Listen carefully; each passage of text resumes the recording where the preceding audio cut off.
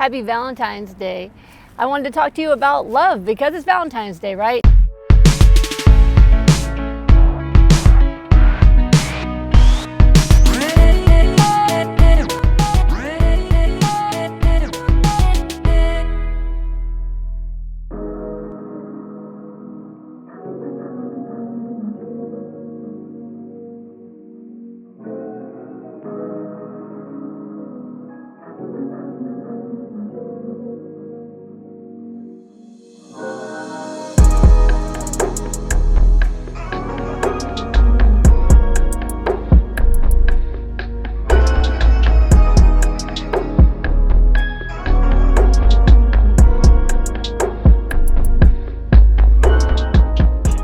Happy Valentine's Day.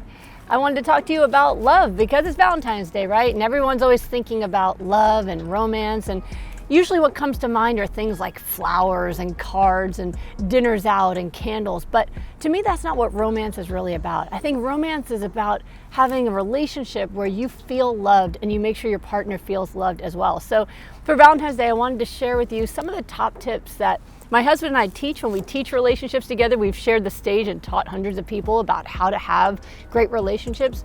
But it's also great because when you have great relationships, it's also good for your own health as well. How many of you guys have relationships that hurt your health and stress you out, right? So the better you get at relationships, the happier you are and the healthier you are. So there's a couple tips I could give you. Number one, as I talked about in my birthday video, it was my 42nd birthday this week, I talk about how in order to attract the person who is really the best person you could possibly have, who treats you the best way possible, first you have to become the best version of yourself because that's who that person would be attracted to. So make sure that you are working on yourself, that you're pursuing your passions, that you take great care of yourself because you're going to teach other people how to take care of you by how you take care of yourself. Do you take time for yourself? Do you exercise?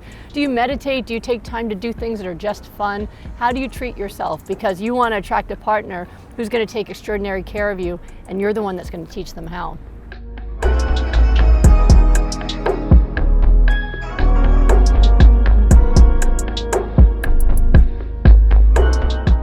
The second thing is communication. So many people are bad at communication, right? I mean, they mess it up all the time because they think they're communicating, but they're not. So one example I can give you is learn how to ask for what you need, right? So a lot of times people think that they're communicating, but they're not. They're doing something else that starts with a C. They're complaining, right? So I've done couples therapy with folks as a psychiatrist where, they'll tell me, oh, I've been asking my husband to help me clean every day and he won't do it. And I'll say, how did you ask? Well, I come home and complain that the house is dirty every day and he doesn't do anything about it. I'll go, you know what happens when people complain? People just shut down emotionally. They stop listening, right? So if you're finding that happen, that you think you're asking for help, but it's not happening, make sure you're actually asking. So in that example, I told the woman, actually tell your husband, when I get home and the house is stressed, I feel really like not taken care of and taken advantage of. It would mean so much to me if I could come home and the house was clean. And the very next day, she came home and the house was clean.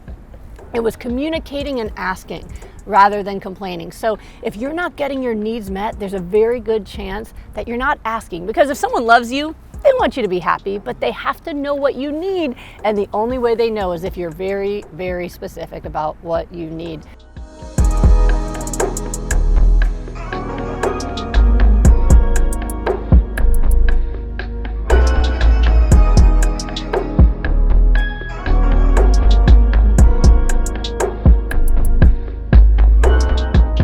And then I think the best next tip I could give you would be find out from your partner and even your friends and family, how do you like to express love? So there was a really cool book called The Love Languages, and I love that one because it's a really great way to kind of conceptualize that. So the main ways that they talk about people feeling love or expressing love is through touch, through words of affirmation or praise, through acts of service, doing things for people, through gifts, or through quality time. And if you don't feel loved in a relationship, sometimes it's because you speak different languages, right? So we know very well what our love language is. So one we share is quality time, which is why we're always together, right? So we've built a life together where we both work from home in our separate offices so we can be together all the time, right? We love quality time. But we also have our secondary ones. His is touch. As long as I'm touching him and petting this smooth head, he feels loved, right? Look at this happy boy, right? And hers is acts of service, which means she just basically loves it when people do things for her.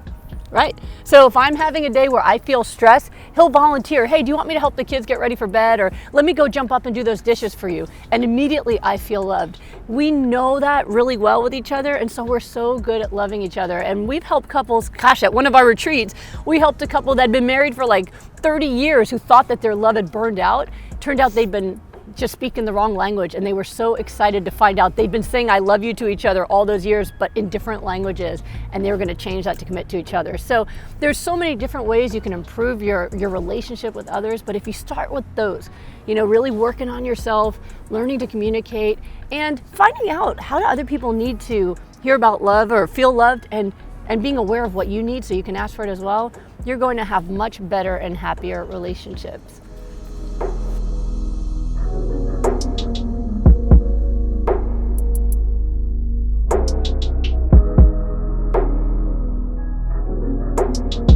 My name is Thomas Tadlock.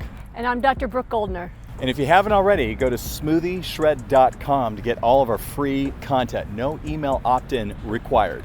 It's got great recipes there, videos, and if you join our Facebook group, we also do live Q&As there as well.